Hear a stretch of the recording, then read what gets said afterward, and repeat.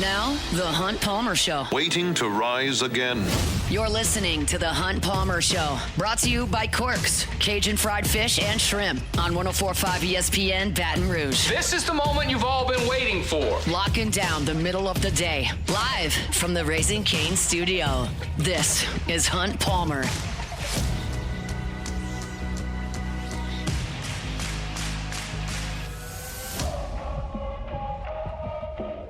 Hour 2, Football Friday edition of the Hunt Palmer Show, 104.5 ESPN Baton Rouge, brought to you by Corks, Cajun fried fish and shrimp. Remember, our Football Fridays live and local all day long. It starts with our guys OTB from Rouse's, Burbank, and Lee. They're with you 7 to 10. Live at lunch starts early, 10 to 1 o'clock from Ruffino's. I'm here 1 to 3. Matt's here from 3 to 6 on After Further Review. Kay Wassan, 6 o'clock to 6:45, Louisiana Prep Preview. There's a lot of big-time rivalry action tonight around the state of Louisiana. He'll get you ready for it. And generally speaking, Catholic High football on Fridays. And that runs you through about 9 o'clock. So from 7 a.m. to 9 p.m. live and local here on 104.5 ESPN Baton Rouge on our Football Fridays. A lot in the rearview mirror today in hour number 1. Still a lot to get to in hour number 2. Got to talk LSU Bama here in our next segment. My final pick for LSU Bama coming up about 50 minutes from right now. Got Take It or Leave It coming as well. But Jordan, right now, a lot of people are talking. I hear the people talking out there. They're talking. They're all going, Hunt's 8-4 in his last 2 weeks. He is one of the greatest handicappers we've ever seen. Streets is listening. And the folks know that it was a bumpy start, but you got to stick to the process, and you got to trust that you are the greatest handicapper of all time, which many people say that I am. Yeah. And that's why we've come out with an 8-4 record the last 2 weeks. And we got 1, 2, 3, 4. It's this light week, 4 games, and there's 5 in the SEC. Well, 6. I don't pick LSU Bama on this. And Ole Miss is playing the Citadel with no line. So It's a light week. But that doesn't mean you take the week off. It doesn't mean you relax. It doesn't mean it's not a look-ahead spot. You get it done, you get the picks in, and you dominate the week. We've dominated week 9, dominated week 10. We got to dominate week 11. Here it comes. It starts at 11 a.m. on ESPN. Battle of Bulldogs. Georgia in Starkville. Davis-Wade Stadium. Mississippi State's catching 9.5. Good for Mississippi State. They got off the schneid. They got the win in Arkansas. Jeff Levy has an SEC victory in his back pocket. Now can they step up in class against Georgia? Beating Arkansas is nice. This is Georgia. Mississippi State is giving up 35 points per game in SEC play. That's not good on defense. On the other side, this is a sandwich spot for Georgia. They beat Florida last week, go to Jacksonville, stadium split 50-50, huge rivalry game, okay. And then next week, you got Texas coming to Athens. So can they get up for little old Starkville? We'll see. I like Blake Shapen to complete a lot of throws. Georgia's 9th in the SEC in pass defense. They're 11th in completion percentage allowed in the Southeastern Conference. This is a tricky spot for Georgia. They're going to win this game. 9.5. State's going to play hard. I'll take 9.5. Could be a backdoor cover. That's a lot of points there. Give me Mississippi State in the 9.5 against Georgia. As I mentioned, noon, SEC Network Plus. The Citadel is at Ole Miss. That does not have a number attached to it. I don't care how many Ole Miss wins by. Whatever. Next, 2:30, ABC. Maybe the game of the day outside of LSU Bama. Maybe the game of the day with LSU Bama. A&M is at Missouri. Missouri is at home. They're catching 6.5 points. They'll start a freshman quarterback here. Ooh. You've got an injury here to Bo Prabula, so we'll go with the freshman. That's not a good matchup against this pass rush in Texas A&M. Now, Missouri's defense is good. They held Bama to 27 points. They held Auburn to 17 points. They held Vanderbilt to 17 points. Look, A&M is 10th in the SEC in yards per carry allowed. I saw LSU run on Texas A&M. You can run the ball, and Ahmad Hardy is legit. 6.5. With a good defense, running game, I'll take the points. Okay. Give me Missouri and the points at home, 6.5. I think A&M wins it by 3. A&M wins it by 4. Maybe they win it by 6. I'll take 6.5 with Missouri. 3 o'clock SEC Network. Auburn is at Vanderbilt. That is also a 6.5-point number. Home team favorite this time. That is Vanderbilt. Auburn's offense is worse than bad. They're 104th in the country in scoring. If you just limit it to conference games, they're 128th in the country in scoring. They're 120th in passing. They've made a quarterback change. It didn't help last week. They got beat by Kentucky. All Vanderbilt has to do to set up a monster in-state showdown is beat Auburn and Kentucky in Nashville. That's it. If they do that, they go to Knoxville with a chance to finish 10-2 and probably make the playoffs. Easier said than done, but that's the path. I like Vanderbilt to win this game by a touchdown, 10 points, 14 points. I just think Auburn's awful, and they may have quit. Give me Vanderbilt minus the 6.5 in Music City. 6:30, SEC Network. Florida is at Kentucky. Kentucky's at home. They're catching 3.5. Give me these numbers. Look at this. This is incredible. Scoring offense, SEC ranks. Scoring offense. Florida's 15th out of 16. Kentucky's 13th out of 16. Total offense. Do you move the ball? Florida, 13th out of 16. Kentucky, 14th out of 16. Rushing offense. Can you run it? Florida, 13th out of 16. Kentucky, 10th out of 16. Passing offense. That's the last piece of this puzzle. Florida, 13th. Kentucky, 14th. They are double digits in a 16-team league across the board. These are two of the worst offenses in the Southeastern Conference. They will duel in the big grocery store up in Lexington. Basketball season has started. I think Kentucky's going to be pretty good. The Big Blue Nation does not give a rip about this game. They want Mark Stoops fired. But Florida is still not good enough for me to lay 3.5 points on the road, okay? Give me Kentucky. I'll take 3.5 points on the road. This game's going to be what, like 13-10? Ugly. Give me the points. No, give me the points. This is an awful game. I'll be candid. I'm not watching any of this, and I'll be in a sports book. I'm not even going to tell them to put it on because that's just an awful football game. But I will take Kentucky plus the 3. This is a different week for me. I'm a guy that takes favorites. That's why I'm a very poor handicapper, a very poor player in this game. Yeah. I'm taking points by the truckload this week. Give me Mississippi State plus 9.5. Give me Missouri plus 6.5. Give me Kentucky plus 3.5. I will lay the number with Vanderbilt minus 6.5 against Auburn. That is my Week 11 slate. I like it a lot. I really do. I really do like the Mississippi State. I did not know that Mississippi State is 8-1 against the spread this season. So Yeah, they're playing hard. Yeah. They're trying. I don't think they're going to beat Georgia, but I think they can muck it up and make it ugly enough to where It's in the the game. beauty of expectation in college football, where LSU or USC or Florida freaks out when they lose 3 games. Yes. Mississippi State, we got 3 losses. Yeah. What? Let's It's up when's season. the Yeah. next game? Let's go. Let's play because they don't have any expectations in Starkville. So yeah, they play hard. This is a sandwich spot. Did Jimmy or Charlie take any SEC games today? Do you remember? Handy took that same game. That's kind of why I had to do He some likes research State? on it. Yeah, he likes. So once you said it, and he said it earlier, and you said, I was like, damn, I kind of like it too. Then, especially because Handy's been hot recently. Handy's been real hot. I've been Also, hotter. You've been hotter, but 8-4, baby, the last 2 weeks. But we talking Las Vegas handicappers every day. So these guys are just they got picks galore. They need to be listening to me. 8-4 the last 2 weeks. 8-4 the last 2 weeks. 8 wins, 4 losses the last 2 weeks. And I know this sounds crazy. I'm looking at the Auburn Vanderbilt game. I'm looking at it, and I know Auburn is down and out. They're terrible. Awful. They're terrible. But the fact that you said that Vanderbilt has to win these 2 easy games to set up this matchup against Tennessee. Yes. Something could go. You know how college football is, man. Like, just because it's so, all right, you got to do this, this, and this, something's bound to happen. It might not be this game, but you said they got Kentucky after this? Yes. One of those is shaky. Nope. Because one of those is shaky. I don't know Everybody which that one. listens to this show knows how big a supporter of Vanderbilt I am. I've believed in them Clark from the Lee guy. beginning. I'm a huge Clark Lee guy. I believed in them from the beginning. I always thought they were good. Never put them at the bottom of the power rankings. Always talked about how quality of their program was. Yeah. And so I have no reason to doubt them. Big Pavia guy. Jordan, you're new. I have disgraced Vanderbilt for 3 years on this show. So Oh, no. Once you We're said you wanted to be LSU's permanent opponent, I already knew what type of time you was on. I did. I still do. I would love that. Still? Oh, yeah. Oh. I'll take my Pavia, chances. I like that. We'll take our chances. All right, those are my SEC picks against the number here on this Friday. Hope y'all are having a good one. Should be a good weather weekend here in South Louisiana. A reminder for those who are unaware or interested in maybe checking this out over the weekend.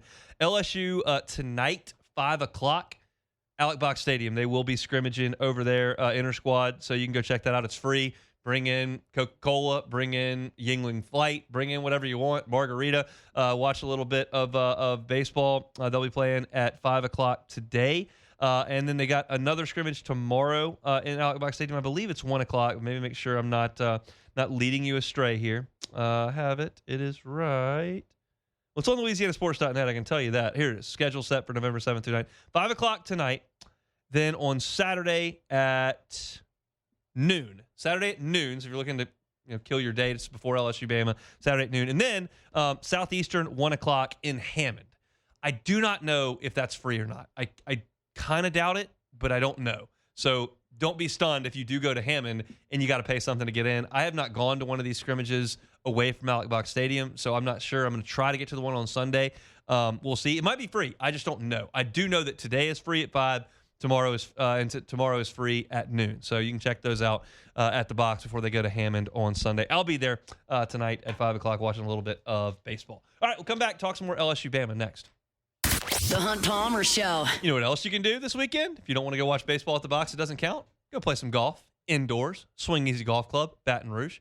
Right here on Segan at Perkins. Swing Easy Golf Club in Baton Rouge. You go in, you got a private bay, comfortable seating, couches. You got a TV you can control. Golf simulators right there in front of you. It's really accurate. It's a lot of fun. You can play at Famous Golf Course. They play a tournament at in April that would prefer I not mention their names. I think you're aware of that. You can also play Pebble Beach or Cypress Point or Bethpage Black or TPC Sawgrass. Test yourself against the Island Green. Bring your clubs, hit some shots, have some fun. It's a great way to play a round of golf in an hour and 10 minutes. I know that a round of golf only takes 4.5 hours. Not at Swing Easy Golf Club. Come with your friends, drink some cold beers. They got them there, seltzers, wine, all right there. Watch some football, hit some golf shots. It's a great place to hang out and socialize indoors. Swing Easy Golf Club in Baton Rouge. Check them out online at swingeasygcbr.com. Swing Easy Golf Club in Baton Rouge. You're listening to The Hunt Palmer Show. Brought to you by Corks, Cajun Fried Fish and Shrimp.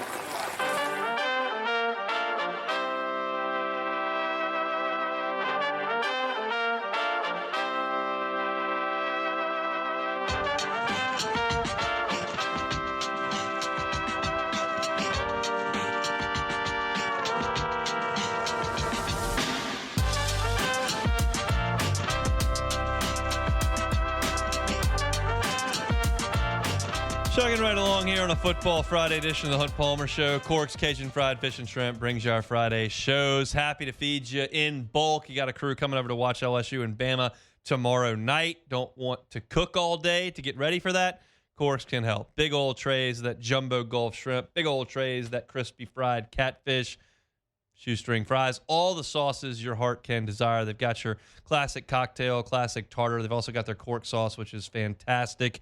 Get on by. See them, Government Foster and between Foster and Jefferson. It's corksfishandshrimp.com online. LSU Bama, Saturday night, still feels weird. I still feel weird about it. This was just such appointment television. Such a monstrous build-up for 2 weeks for so long, and it just hasn't been this year. And we've talked about it all week, so I'm not going to belabor the point, but it's still, as I get into another segment where I'm going to talk about it, I'm still kind of shaking myself going, this is just so weird. But I told you in the first segment of the show today that it's not hard for me to come up with a path for LSU to really stay in this game. It's not. It involves them doing some things they haven't done well this year. But I do believe that LSU can run the ball better than they have. I believe they can. I've learned a little bit from Hester and Flynn with some of the film things they've done in the morning, where some of the things that LSU's done on offense just haven't allowed their offensive linemen a chance to give LSU a hope on the ground. They're in those RPOs where the tackles are backing up and then being asked to try to run block because there might be a pass. So it's just not conducive to getting behind your pads and going. And I think LSU is going to try to do that on Saturday. And I saw them do it for a half against A&M. And now you look at Bama and you look at the fact that Missouri ran on them. And you looked at Vanderbilt ran on them. And you looked at Florida State ran on them. And you looked at Tennessee actually ran it on them. And Georgia ran it a lot on them. And LSU's not as good as those teams running it. But I also told you in the first segment, I told you Friday before the Ole Miss game, LSU's not going to run the ball. They're not. I know Ole Miss has the worst run defense in the SEC. They're not going to run the ball because they can't. I think they can run it a little bit in this game. But with all that being said, you still got to have better from 18. You got to have better from 18. This is something I mentioned pre-A&M, and there's a a modicum of cliche in this analysis that, of course, your quarterback's got to play pretty well. But I need some of last year's Nussmeier, some of the big plays, some of the clutch throws. I think about the fourth quarter against Ole Miss and his ability to escape some pressure and hit Mason Taylor, to obviously the huge throw on the fourth down to Aaron Anderson, trusting Kyron Lacey one-on-one and he makes a play down there. But the LSU converted fourth downs late in that game, and he was just on the money throwing the ball. I think about the good plays he made against South Carolina. They fell behind 17-0 in that game, and he made some throws. He made some throws in that game to get him back in it. Now, you can't have the red zone interception that got called back once he got blocked in the back or what unnecessary roughness, whatever it was. You can't have that play, but like the good stuff. I think about the first half in College Station against Texas A&M. Man, he looked good in that half. You got hitting Kyron Lacey on the outside, working the ball to Aaron Anderson down the right sideline. The slant that Anderson took the distance up the middle. The fade route he hit Mason Taylor on that was just gorgeous over the top of the A&M defense. You've got to make some of those throws. And I do truly think that LSU is going to lean heavily on the run on Saturday. I know that sounds ridiculous. Like, ridiculous. Nobody runs it fewer times than LSU in the Southeastern Conference. They're literally in the 130s in rushing attempts. I think that flips on Saturday. But you are going to have to get good play from Garrett Nussmeier. And involved in that is your two tackles giving you something. And they just haven't for 2 months. At right tackle, you've had breakdown after breakdown. You've had two different guys at left tackle, and you saw in the Texas A&M game, putting a true freshman over there on Cassius Howell is a tough assignment. This is not a Bama defensive front that's got Will Anderson or Tim Williams or Marcel Darius. I mean, the list goes on and on and on. Jonathan Allen and, you know the Bama guys that were just terrors. Ashawn Robinson. This is not that. But your tackles are just not at SEC level. So you've got to throw the ball in advantage positions. 1st and 10. 2nd and 2. 2nd and 5. 3rd and 1. Where you can't allow those guys to pin their ears and come at you. You give up 7 sacks against A&M. And your quarterback is aware of that. As much as you can preach mental toughness and you can say you got to stand in there, when you drop and try to make plays down the field and you don't have the confidence that your guys can hold up, it makes it tough. And last year, despite LSU's putrid running ability, just awful running the ball, last year, Garrett Nussmeier had the confidence when he took the snap, 3rd and 11, 1st and 10, 2nd and 11, like whatever. They're going to block. I've got time. Let me look. And this year, I don't see that from him. I see shoulders shrugging and ducking down. I see a guy that's just not as confident. And for good reason. They're not as good. And if you keep trying to throw the ball and you get in bad down distances, it will be terrible. Because that stadium, despite what everyone wants to say, that, oh, it's a wine and cheese crowd, it's an entitled crowd, it's not as loud as Tiger Stadium, it's not as loud as Neyland, it's not as loud as Jordan-Hare. Like, it's loud. I've been in there. It's loud. And that fan base feels comfortable and confident with that coach right now. It can change. It can change tomorrow. But right now, they do. It'll be loud in there. It'll be difficult to get things done on 3rd and distance. So it's got to be, you've got to stay ahead of the change, but Nussmeier's got to play good. No turnovers. You can't turn the ball over. LSU's margin in this game are too tight. Yesterday, I did a whole segment on how to win in the margins. One of the big things was red zone. But one of the things I said that was so obvious was that turnovers. LSU is not good enough to lose the turnover battle 3-1 or 2-0 or even 1-0 tomorrow and have a real good chance to win the game. They're not good enough. You're going to have to play a clean game. And you can. Every single season, there is a game that you play your best. Maybe LSU's was Clemson. Maybe it was. That's the best they're going to get. But I still hold out hope that there's something in that offense with the quarterback who last season threw for more yards than anyone in the history of the program outside of Joe Burrow. There's something in there. There's now a healthy Aaron Anderson. There's a matchup problem in Trey'Dez Green. There's the speed of Barryon Brown, and maybe Chris Hilton gets involved. There's something in there to hit a play. It starts on the ground for LSU tomorrow. I do believe that. I think you've got a head coach and now a play caller that truly believe that. You've got a altered practice periods with 9-on-7 this week of running the ball. They're going to do that. But you're going to have to make some plays. And it may have to come in the red zone, and it may have to come in big plays. But you've got to have your quarterback have his best game. And I did a segment 2 weeks ago talking about how disappointed Garrett Nussmeier probably is in his final season here to this point. He had a nice first year productivity-wise, and you come back to chase a title, to chase history at a place where you can make it, to do something that Joe Burrow and Jaden Daniels did and, contend for a Heisman Trophy or contend for a championship. And that's all gone. He's not playing in Atlanta for the SEC championship. He's not going to the college football playoff. He's not winning the Heisman Trophy. He could move into second all-time in yards passing and will if he stays healthy.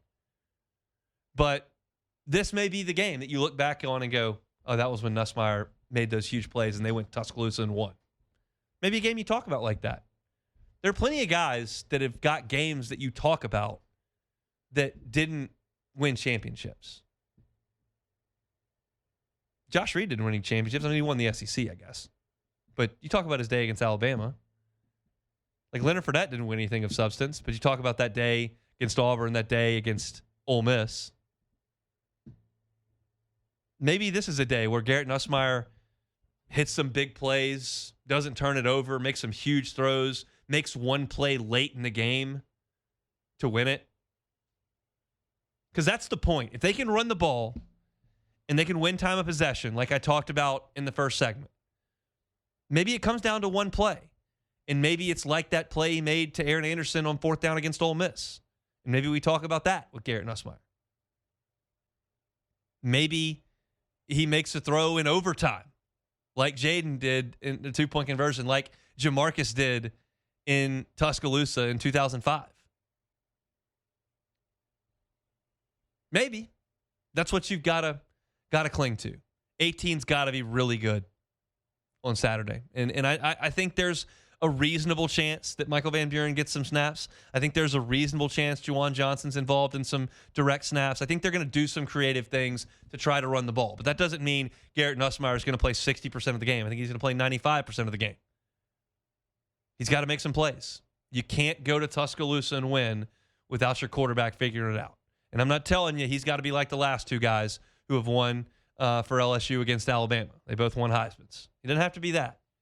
He's got to get some help from the ground game and make some crucial plays late. And that's you got to have it from Garrett Nussmeier if you're going to win this game on Saturday night in Bryant-Denny Stadium. I'll give you my pick for LSU and Alabama coming up at the end of the show.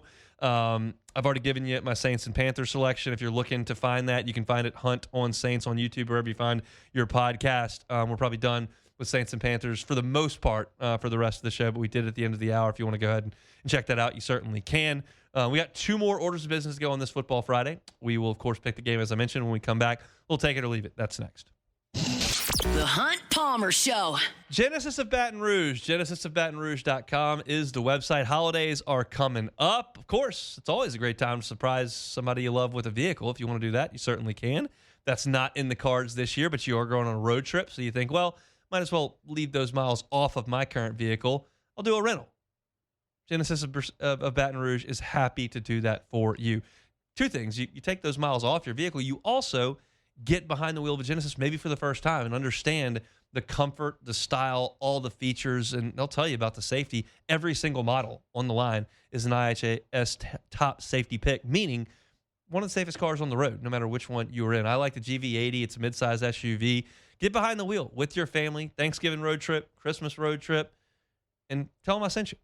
It's Genesis of Baton Rouge. They're on airline at PQ. You can also find them online, GenesisofBatonRouge.com, GenesisofBatonRouge.com. You're listening to The Hunt Palmer Show, brought to you by Corks, Cajun fried fish and shrimp.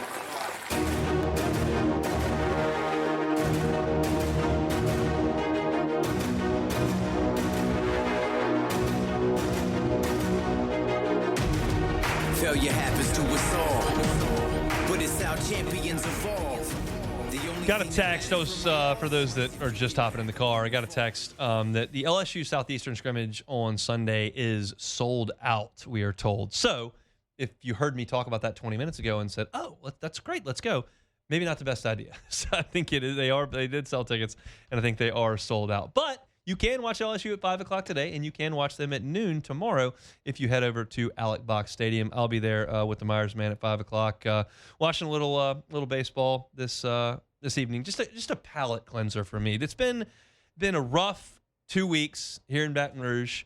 Very tumultuous, a lot of turnover, a lot of drama, a lot of stuff I don't like talking about, candidly.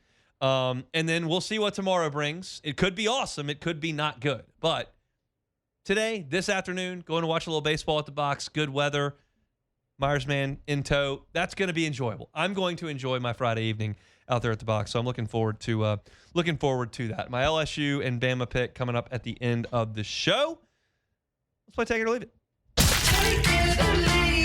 Take it or leave it. Take it or leave it. Presented to you by Flight by Yingling, the next generation of light beer, crafted by America's oldest brewery. Today's hottest stories in sports, news, and sometimes even Hunt's life. The question is, will he take them or leave them?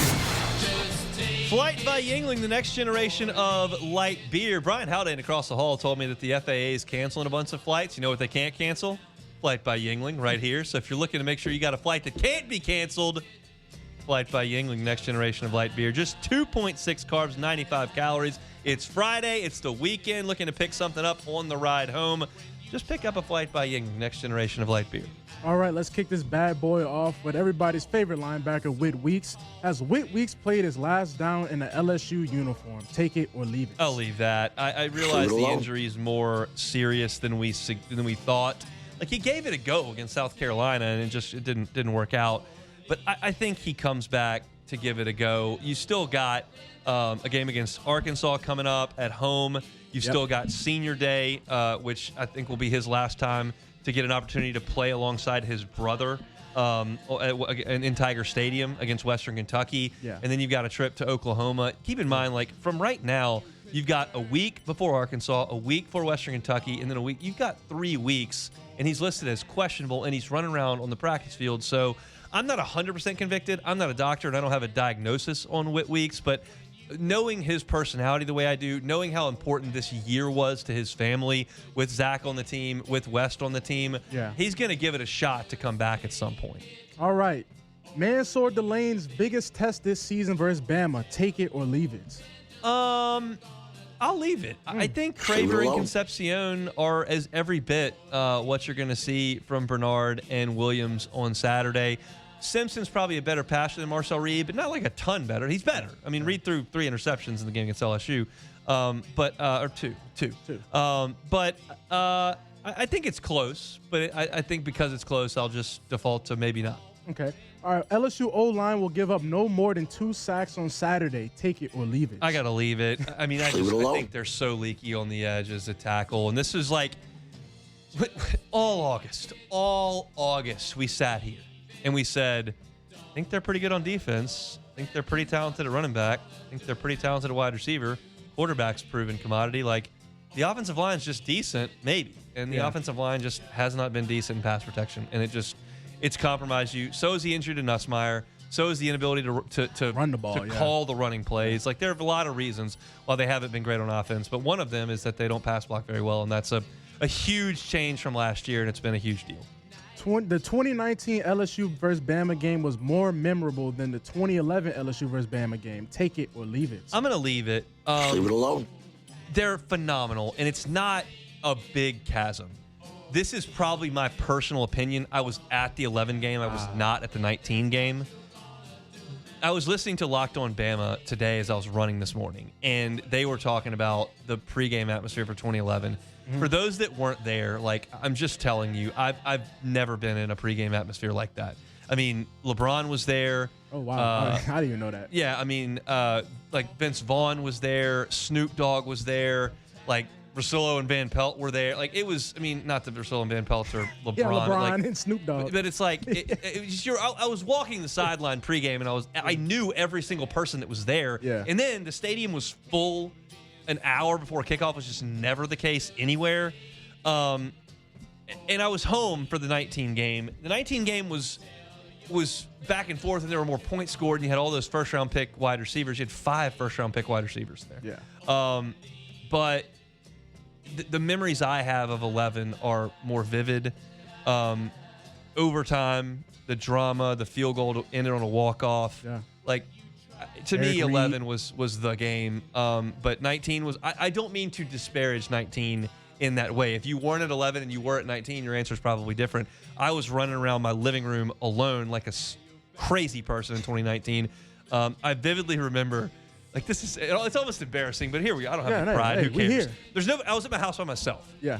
And the LSU gets the ball and goes right down the field and hits Chase for that touchdown down the right sideline, like right on Terrell's head. And I'm running around my coffee table going, we got a quarterback now!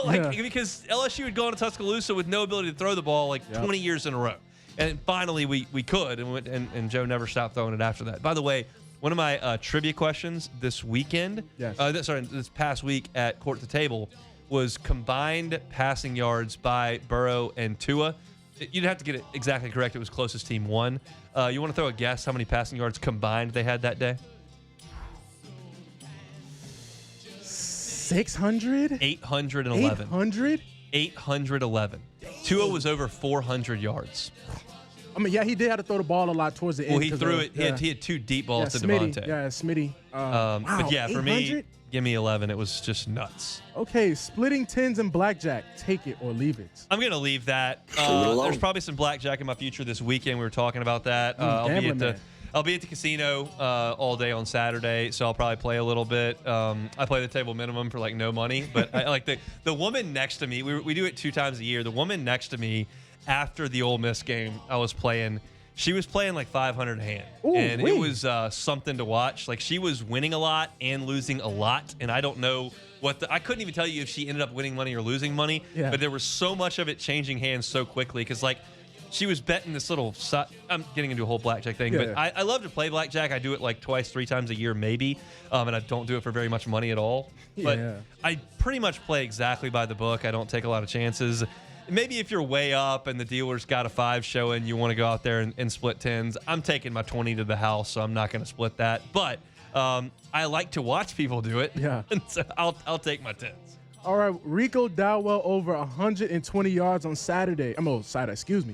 Take it or leave it. I'll take it. Ooh. I don't think it's like 150, but like 128, 132. That's a good game like, for him. So yeah, that's a big. And the Saints, like, how often are the Saints going to possess the ball in this game? Like, got to be more than 16 minutes. You got to do something. I mean, 16 minutes is abysmal. We learned that. I mean, 16 minutes is actually abysmal. Like, that's one of the, even though Nick Arnell said that was like the 13th lowest in NFL history, that had to be the lowest I've ever seen with my own eyes. So I've never even, I didn't even know that was possible. So no, you got to give Shuck some type of help, man. I know we don't have much of a run game. Kendre, RIP Kendre, but like, you know, Neil, AK, you got to find a way to just possess the ball, man. Help this guy out.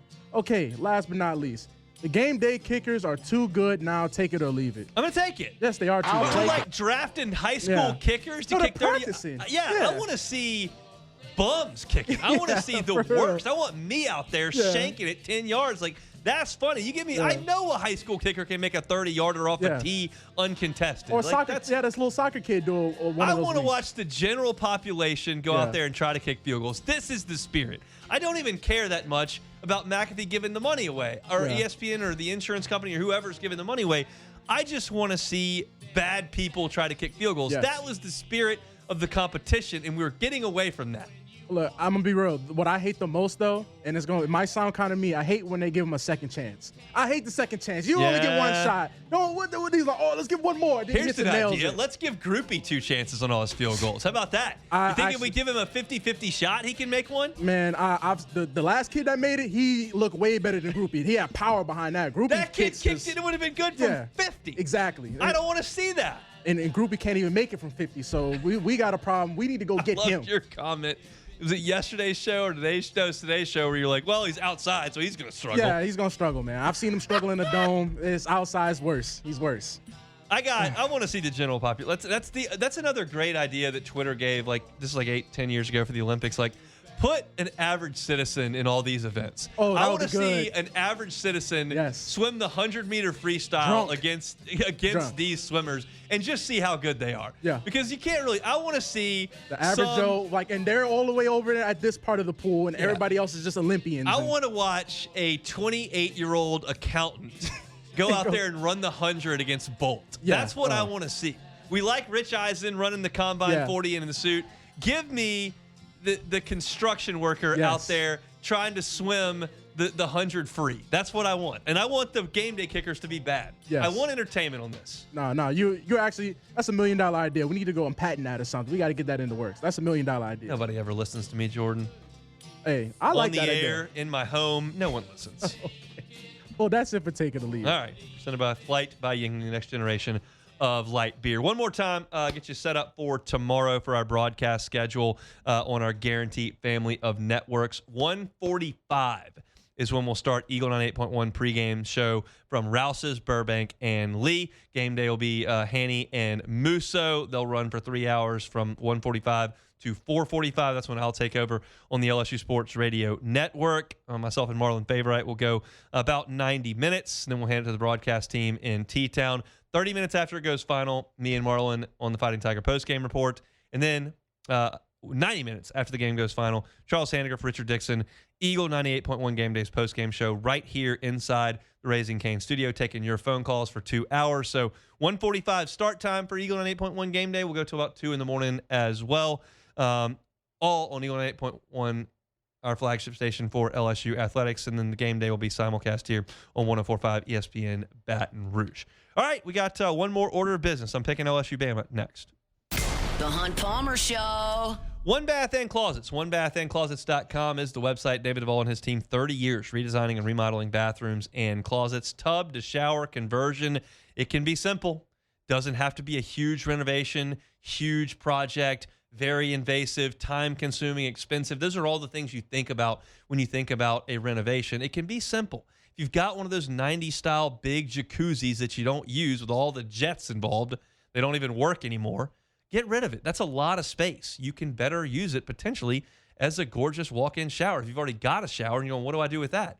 David and his team turn those into linen closets all the time. They are perfectly capable of turning a shower into a closet. They've got a master plumber on staff.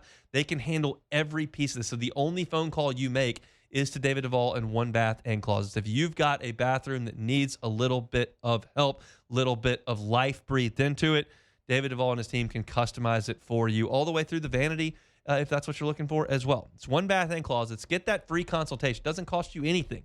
Get that free consultation at onebathandclosets.com. You're listening to The Hunt Palmer Show, brought to you by Corks, Cajun fried fish and shrimp.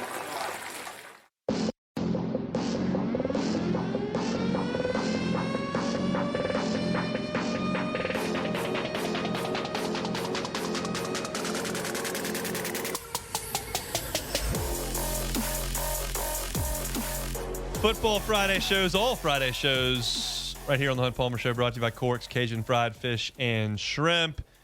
Seafood recipe born right here in the heart of seafood country, seafood capital of the world, South Louisiana. Got that jumbo Gulf shrimp, crispy, clean fried catfish. You can get a platter. You can get catering, tailgates next weekend. If you're having a tailgate for LSU and Arkansas and want to have some fish, maybe it's a post-game tailgate for an early kickoff. You can do that over at Corks. They'll serve you those big trays. They're also able to come to the office, feed you at the office for lunch and learn or a birthday party of sorts. Check out the menu. It's all there at corksfishandshrimp.com. They are on government between Foster and Jefferson. corksfishandshrimp.com. Gave you a Saints pick a little bit earlier in the show. Picked Carolina to kind of take it to the Saints there. I think 24-7 was my final pick there. Just don't have a lot of confidence in New Orleans on Sunday. Now let's pick LSU Bama. We've spent a lot, well, really the entire second half of the week talking about it. And my sense from Frank Wilson and the players is that significant changes are coming to LSU's offense. Brian Kelly is gone. Joe Sloan is gone. You've got Alex Atkins being elevated to the play caller. You've got the running back coach now at head coach. We know that they did some significant things early this week to encourage physicality. And that's coming on Saturday. LSU, Frank Wilson said it this week. We are going up there to pick a fight with our helmets and shoulder pads. This is not a secret. This is not something that is going to be surprising. LSU is going to run the ball a lot on Saturday. They may get stuffed almost every time because this program for 3 years has stunk at running the ball. But they're going to try. They're going to get some lead blockers in there. They're going to run power. They're going to stop with the incessant RPOs that compromise the offensive line's ability to fire off the ball. They're going to get Harlem Berry involved. He's averaging 7 yards a carry in the first half against A&M. He only gets it one time in the second half on the first play. Like, that stuff is going to stop. I can sit here and guarantee you they're going to run it. I cannot guarantee you their effectiveness in running it. But I liked what I saw from LSU in that first half against Texas A&M on the ground. And I look at Alabama, and I look at a defense that has not stood up to the run physically this year. This is an Alabama team that excels in the finesse portions of the game. They're very good against the pass. They're very good throwing it. They don't stop the run very well. LSU's going to push that. If you listen to Joe Gaither on our show yesterday, he covers Alabama. He said if LSU turns around and hands it off a lot, like, they could have some success. I don't know how much success they're going to have, but they're going to try to run it. And my hope is that they have some success and that they can bleed the clock. Because as I flip to the other side, I think the matchup's okay for LSU there. I think they can run with those wide receivers, but Simpson's very good, and he's going to make his plays. He's not going to hurt LSU in the way that Pavia did, in the way that Reed did with extending plays and running the ball. Reed ran for 100 yards. Ty Simpson's not running for 100 in the game on Saturday night. But he's going to get his through the air. And they're really good on third down with that. But LSU matches up okay. This matchup, as I talked about to start the show, is okay for LSU. It's a matter of execution. It's a matter of, can you do it? And if they can get some runs going early in the game, get some runs going early in the sticks, I think they can make some plays. The problem is Bama is one of the best red zone offenses in college football. They're 8th nationally. LSU is terrible in red zone touchdown percentage. And the defense for LSU has been awful for 2 games. Basically, 8 of 9 red zone possessions have resulted in touchdowns. The exception, it's actually 7 of 9. One of those 2, one's a red zone pick. One of them, Pavia slid at the 1-yard line, would have walked in the end zone. So basically 8 of 9. You've got to stiffen in the red zone. LSU can only win this game in the margins, unless there's some ridiculous turnover situation. And red zone is in the margins. Third downs are in the margins. That's LSU's chance in this game. I like the matchup. I like the spot for LSU. I do. And I think LSU's talented enough to go over there and give Alabama a game. Heck, Alabama was in a game with Missouri. They were in a game with South Carolina. They were in a game with Vanderbilt. Pick 6 spun the game against Tennessee, but they were certainly in a game with Florida State. They got smoked. I think the spot's okay for LSU, but I'm just not ready to trust them. I may not the rest of the year. I don't trust this defense to make the plays they have to make in the red zone. And I don't know that I trust the offense to do the things it needs to do on the ground and then when they get close to the goal line, where Bama's been good. So I'm going to take Bama 30-20. If you had told me a month and a half ago that I was going to tell you that Bama was going to score 30 points on this defense, I don't know that I would have believed it. But I'm scarred by A&M. I'm scarred by Vanderbilt controlling the tempo of that game. Whit Weeks is not playing. I just can't get there with this LSU team right now. So I will take Alabama 30, LSU 20 in Tuscaloosa. Wouldn't surprise me if it was a 7 or 3-point game in the fourth quarter. In fact, I think it will be. But Bama gets that last score, pulls away, and LSU loses by a couple scores in T-Town. Anyway, we'll be reacting to it on Monday's show. We just cut a promo for Monday's show. We're going to be reacting to Bama and LSU. We're going to be reacting to Saints-Panthers.